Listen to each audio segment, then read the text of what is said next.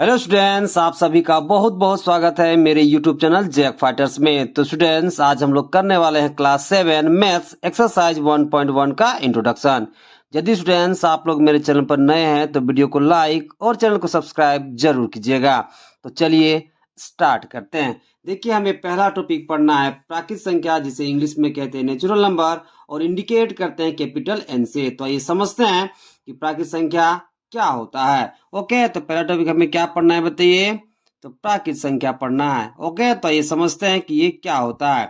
तो देखिए स्टूडेंट्स, वैसी संख्या जो एक से शुरू होकर अनंत तक जाती हो उसे हम प्राकृत संख्या कहते हैं, या फिर दूसरे तरीके से हम बोल सकते हैं कि गिनती की संख्या को प्राकृत संख्या कहते हैं।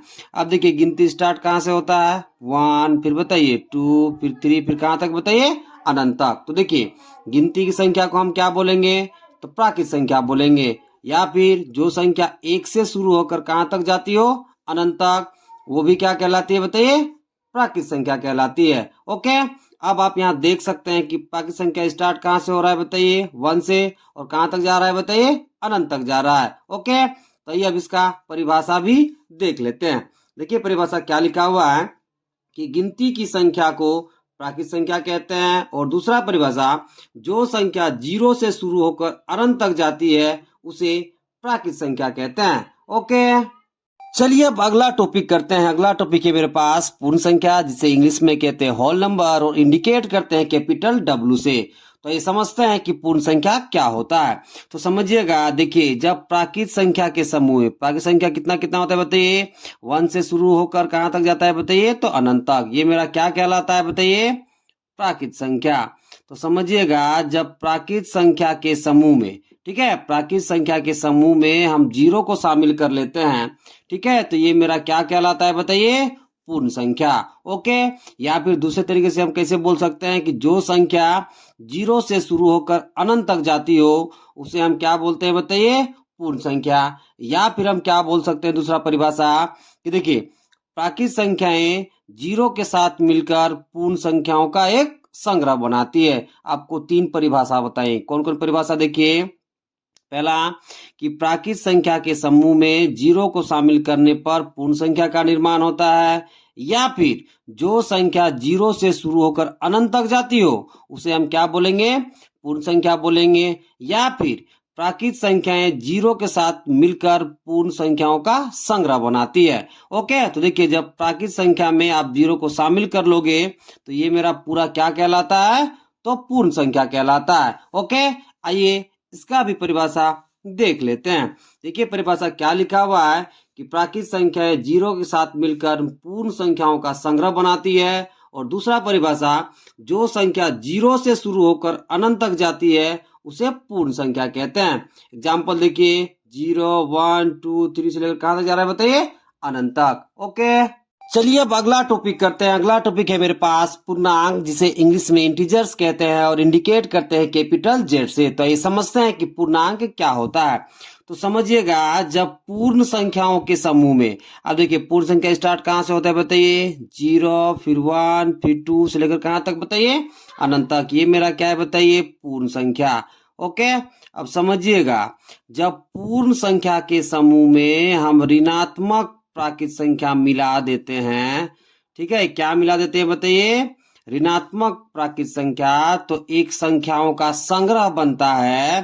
ठीक है, उस संग्रह को क्या कहा जाता है, तो पूर्णांक कहा जाता है। दोबारा समझा रहे हैं, समझिएगा कि जब पूर्ण संख्या के समूह में ऋणात्मक प्राकृत संख्या को हम शामिल करते हैं तो संख्याओं का एक संग्रह बनता है, और उस संग्रह को क्या कहते हैं, तो पूर्णांक कहते हैं। ओके, अब यहां समझिएगा, देखिए, एक से राइट साइड वाले को हम कहते हैं धनात्मक पूर्णांक। क्या कहते हैं बाबू लोग, तो धनात्मक पूर्णांक। ओके, अब देखिए, -1 से लेफ्ट साइड वाले को हम कहते हैं ऋणात्मक पूर्णांक।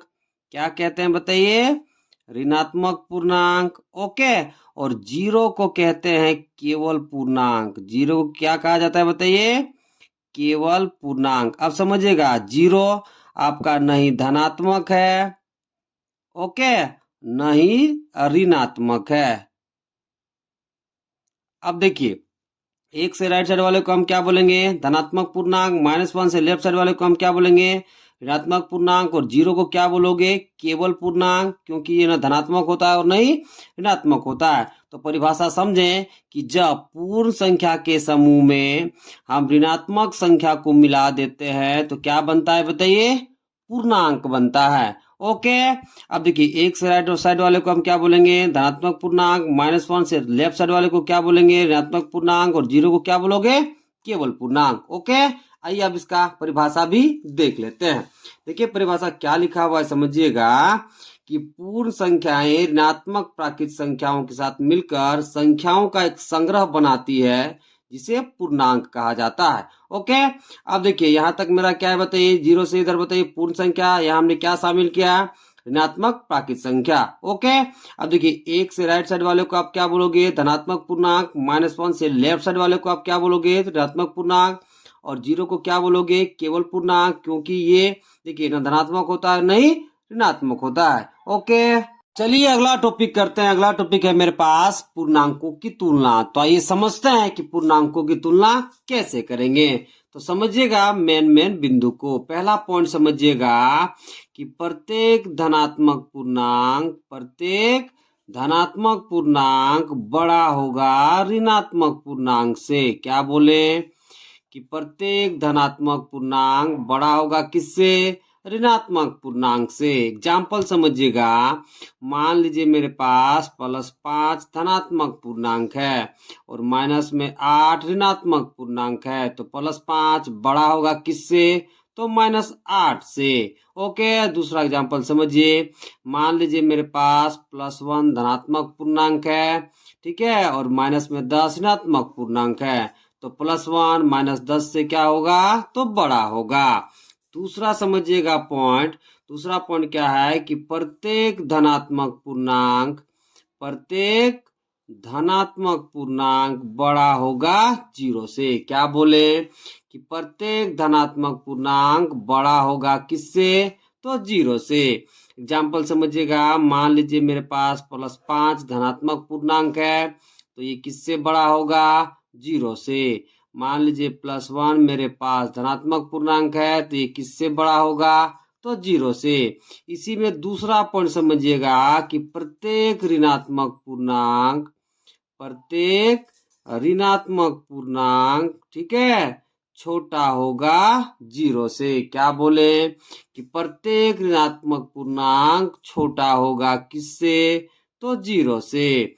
एग्जाम्पल समझिएगा, मान लीजिए मेरे पास -10 ऋणात्मक पूर्णांक है, तो ये छोटा होगा किससे, तो 0 से। मान लीजिए मेरे पास -8 ऋणात्मक पूर्णांक है, तो ये छोटा होगा किससे, तो 0 से। अब तीसरा पॉइंट समझिएगा, देखिए मान लीजिए मेरे पास कोई संख्या रेखा है। ओके, यहाँ पर समझिएगा 0, ठीक है, इसे मान लेते हैं 1, इसे मान लेते हैं 2, इसे मान लेते हैं 3, इसे मान लेते हैं 4।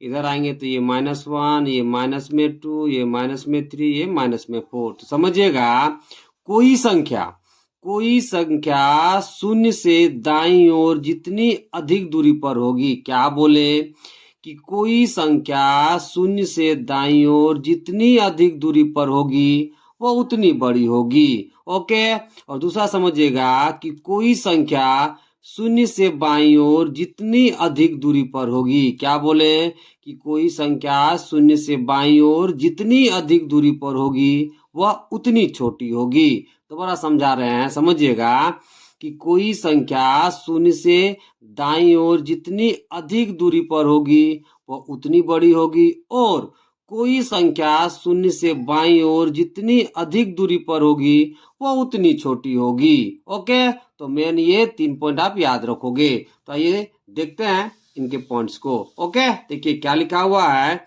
कि प्रत्येक धनात्मक पूर्णांक ऋणात्मक पूर्णांक से बड़ा होता है। ओके, दूसरा पॉइंट देखिए, सभी धनात्मक पूर्णांक शून्य से बड़ा होता है, सभी ऋणात्मक पूर्णांक शून्य से छोटा होता है, जो कि एग्जाम्पल में आपको बता चुके हैं। तीसरा पॉइंट देखिए, संख्या रेखा पर कोई संख्या शून्य से दाईं ओर जितनी अधिक दूरी पर होगी उतनी बड़ी होगी, और बाईं ओर जितनी अधिक दूरी पर होगी उतनी छोटी होगी। चलिए अब अगला टॉपिक करते हैं, जो कि हमारे पास है पूर्णांकों का योग एवं व्यवकलन। उसमें से पहला टॉपिक हमें पढ़ना है पूर्णांकों का योग। तो ये समझते हैं कि पूर्णांकों का योग हम कैसे करेंगे। तो देखिए पहला पॉइंट है हमारे पास कि जब दो धनात्मक पूर्णांकों को आप जोड़ेंगे तो आपको धनात्मक पूर्णांक मिलेगा। देखिए क्या लिखा हुआ है कि दो धनात्मक पूर्णांकों को जोड़ने पर हमें धनात्मक पूर्णांक प्राप्त होता है। एग्जाम्पल समझिएगा। देखिए मान लीजिए +5 मेरे पास कोई धनात्मक पूर्णांक है और दूसरा पूर्णांक धनात्मक है मेरे पास +2। इन दोनों को हम क्या करेंगे बताइए, जोड़ेंगे। तो देखिए जब दो धनात्मक पूर्णांकों को आप जोड़ेंगे तो पहला बात आपको रिजल्ट में धनात्मक मिलेगा। ओके, फिर इन दोनों को आप ऐड कर दोगे तो 5 और 2 कितना हो जाएगा बताइए, तो 7 हो जाएगा। तो आपको कितना मिल गया, 7। दूसरा एग्जाम्पल समझिए, मान लीजिए धनात्मक पूर्णांक मेरे पास है प्लस में 6। ओके, इसको हम ऐड कर रहे हैं दूसरे धनात्मक पूर्णांक 3 के साथ। तो देखिए जब दो धनात्मक पूर्णांकों को आप जोड़ेंगे तो आपको रिजल्ट में क्या मिलेगा, तो धनात्मक मिलेगा। फिर इन दोनों को आप क्या करोगे, तो जोड़ दोगे। देखिए 6 और 3 कितना हो जाएगा बताइए, 9। यानी कि आपको कितना मिल गया, 9 मिल गया। ओके, अब देखिए दूसरा पॉइंट समझिएगा। दूसरा पॉइंट क्या लिखा हुआ है, देखिए कि जब दो ऋणात्मक पूर्णांकों को जोड़ते हैं तो हमें ऋणात्मक पूर्णांक प्राप्त होता है। ओके, देखिए एग्जाम्पल, मान लीजिए -5 मेरे पास ऋणात्मक पूर्णांक है, इसको हम जोड़ रहे हैं दूसरे ऋणात्मक पूर्णांक -2 के साथ। ओके, तो देखिए -5 की जगह -5 प्लस और माइनस गुना होता है तो क्या मिलता है, माइनस। क्या मिलता है बताइए, माइनस। और यहाँ पे कितना है बताइए, 2। तो देखिए दो ऋणात्मक पूर्णांकों को हम क्या कर रहे हैं बताइए, जोड़ रहे हैं। ओके, तो देखिए रिजल्ट में आपको क्या मिलेगा बताइए, माइनस मिलेगा। क्या मिलेगा, माइनस। फिर इन दोनों को आपको ऐड कर देना है तो 5 और 2 कितना हो जाएगा बताइए, 7 हो जाएगा। ओके, यानी कि आपको कितना मिल गया, -7। ओके, अब दूसरा तरीका समझिएगा। देखिए -5 को हम जोड़ रहे हैं -2 के साथ। ओके, तो देखिए -5 की जगह -5 प्लस और माइनस गुना होगा तो आपको क्या मिलेगा, माइनस। और यहाँ पे कितना है बताइए, 2।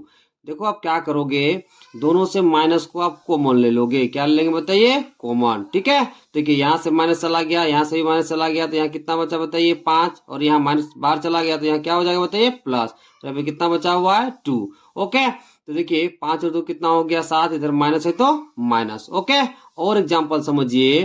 देखिए मेरे पास मान लीजिए -3 कोई ऋणात्मक पूर्णांक है, इसको जोड़ रहे हैं हम -4 के साथ। ओके, तो देखिए -3 की जगह -3 प्लस और माइनस गुना होगा तो वो क्या मिलेगा, माइनस। और 4 की जगह 4। अब देखिए जब दो ऋणात्मक पूर्णांकों को आप जोड़ेंगे तो आपको रिजल्ट में क्या मिलेगा बताइए, ऋणात्मक मिलेगा। फिर इन दोनों को आप क्या करोगे, ऐड करोगे तो 3 और 4 कितना हो जाएगा बताइए, 7 हो जाएगा। ओके, अब आइए तीसरा पॉइंट देखते हैं। तीसरा पॉइंट क्या कहता है, देखिए कि एक धनात्मक एवं ऋणात्मक पूर्णांक का योग। अब देखिए इसमें एक धनात्मक पूर्णांक और एक ऋणात्मक पूर्णांक को जोड़ना है। तो ये देखते हैं और समझते हैं कि कैसे जोड़ेंगे। तो देखिएगा मान लीजिए मेरे पास 5 कोई धनात्मक पूर्णांक है। ओके, और इसको हम जोड़ रहे हैं कोई ऋणात्मक पूर्णांक -2 के साथ। ओके, तो देखिए आपको सबसे पहले क्या करना है समझिएगा, आपको बड़ा में से छोटा को घटा देना है। सबसे पहला काम क्या करना है बताइए, जो भी बड़ा रहेगा उसमें से आपको छोटा को घटा देना है। तो 5 में से कितना आ जाएगा बताइए, 3। और बड़ा संख्या के आगे जो भी चिन्ह रहेगा वो चिन्ह को आपको लगा देना है। तो देखिए 5 के आगे कैसा चिन्ह है, प्लस। तो आप यहाँ क्या लगा दोगे, प्लस। तो आपको कितना मिल जाएगा, 3। ठीक है, एक नेगेटिव संख्या वाला बड़ा लेकर के हम दिखाते हैं। मान लीजिए -16 मेरे पास ऋणात्मक पूर्णांक है, इसको हम जोड़ रहे हैं +5 के साथ। ओके, यानी कि धनात्मक पूर्णांक के साथ। तो सबसे पहला काम आपको क्या करना है बताइए, बड़ा में से छोटा को घटा देना है। तो 16 में से 5 जाएगा तो कितना बचेगा बताइए, 11 बचेगा। क्या बचेगा, 11। अब आपको क्या देखना है कि बड़ा संख्या के आगे कौन सा चिन्ह है। तो बड़ा संख्या के कैसा चिन्ह है बताइए, माइनस। तो आपको यहाँ क्या लगा देना है, तो माइनस लगा देना है। और एग्जाम्पल समझिए, मान लीजिए मेरे पास -18 है। ठीक है, इसमें से हम जोड़ रहे हैं धनात्मक पूर्णांक प्लस में 10। ओके, तो पहला काम आपको क्या करना है कि बड़ा संख्या में से छोटा संख्या को घटा देना है। तो 18 में से 10 जाएगा तो कितना बचेगा बताइए 8। फिर आपको क्या करना है कि बड़ा संख्या के आगे जो चिन्ह रहेगा वो चिन्ह आपको लगा देना है। तो बड़ा संख्या के कौन सा चिन्ह है बताइए माइनस, तो आप यहाँ क्या लगा दोगे माइनस। ओके, अब और एग्जांपल देख लीजिए। मान लीजिए मेरे पास 20 है धनात्मक पूर्णांक। ओके, इसको हम जोड़ रहे हैं -18 ऋणात्मक पूर्णांक के साथ। तो सबसे पहला काम आपको क्या करना है कि बड़ा में से छोटा को घटा देना है। ओके, तो देखिए 20 में से 18 जाएगा तो कितना बचेगा बताइए 2। ठीक है, अब बड़ा संख्या के आगे जो चिन्ह रहेगा वो चिन्ह आप लगा दोगे। तो देखिए 20 के आगे कैसा चिन्ह दिख रहा है बताइए प्लस, तो आप यहाँ क्या लगा दोगे प्लस, यानी कि आपको कितना मिल जाएगा 2। तो देखे ना, एक धनात्मक पूर्णांक एवं ऋणात्मक पूर्णांकों का हम योग कैसे करेंगे। ओके, चलिए अब अगला टॉपिक करते हैं जो कि है योज्य प्रतिलोम। तो ये समझते हैं कि योज्य प्रतिलोम क्या होता है। तो समझिएगा, हम मान लेते हैं ए कोई पूर्णांक है। क्या मान लिए बताइए, ए को कोई पूर्णांक मान लिए। अब देखिए ए यहाँ कैसा दिख रहा है बताइए, कुछ नहीं तो धनात्मक दिख रहा है। तो देखिए जब आप ए का योज्य प्रतिलोम निकालोगे, देखिए ए का योज्य प्रतिलोम, तो समझिएगा जो पूर्णांक दिया रहेगा सबसे पहले आपको वो लिख देना है। ओके, अब देखिए यहाँ पूर्णांक के आगे कैसा चिन्ह दिख रहा है बताइए प्लस, तो उसके चिन्ह को आपको बदल देना है और वही पूर्णांक को लिख देना है। तो देखिए ए यहाँ कैसा है प्लस, तो इसके चिन्ह को बदलोगे तो क्या हो जाएगा बताइए माइनस, और जो पूर्णांक है वही लिख दोगे।